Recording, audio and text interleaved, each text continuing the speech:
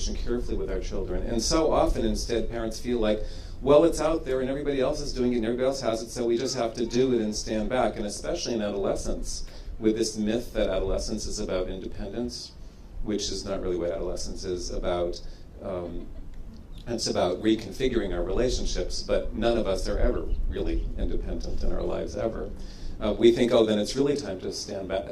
But I just don't think that that works. I think we have to be right in there, helping children figure out what they need to be watching or listening to, and for how long, so that it's helpful and not destructive. And there's a lot of good stuff that you can get in any of these means, and there's a lot of really horrendous stuff. And our children are too young to figure that out for themselves without us. The one other thing that I would say is that the ways in which these media allow for learning are important and powerful, but also limited. So a study that demonstrated this, and so when they go out at night, there are a couple of questions that it's okay to ask them, like, where are you going, who are you going with, how are you getting there, how are you getting back, as somebody who's driving, who's not going to be drinking. I will, you can tell me if somebody has, I will come get you, there's no penalty for knowing about that, and I'll be up waiting for you. And so you end up sometimes going to bed pretty late, although it's okay for you to tell them what time you want them back to. And if they know that you'll be awake, they may be angry and annoyed and feel like you don't trust them, but underneath that, they have the sense that you care enough. And it also, I think, means that if they've been using drugs or alcohol, they kind of know that you're going to be looking and seeing what kind of shape they're in.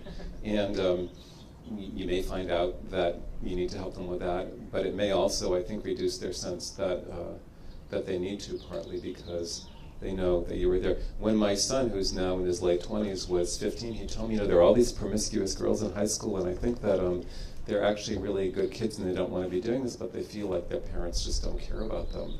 And so they're looking for other people to care about them.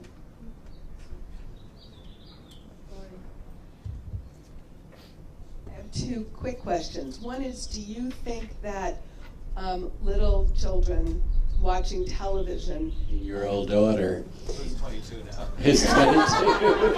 And she's successful. But she and her friends were going out on Halloween in Boston to, take in.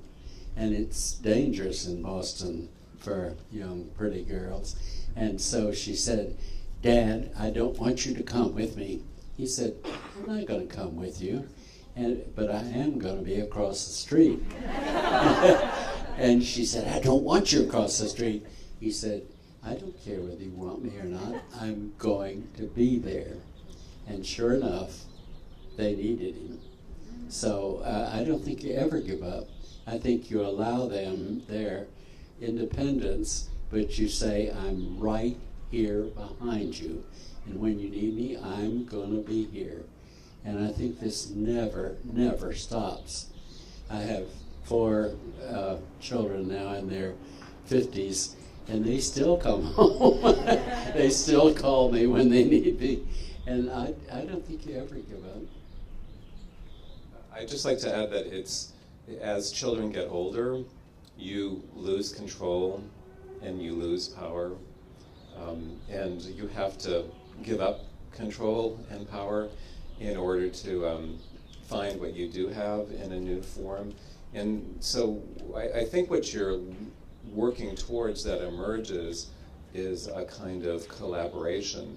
And there comes a point where you have to just level with your children and say, when it applies, this part is really up to you. I can tell you what I think, but I can't be there.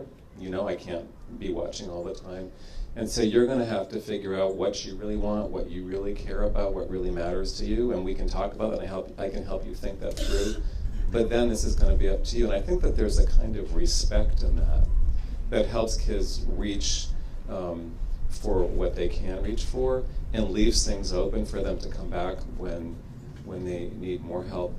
So it's not about controlling or having power over them, but recognizing that you don't and then staying present. So, for example, I sometimes think that when you have an adolescent, it's sort of like when you had a baby, in the sense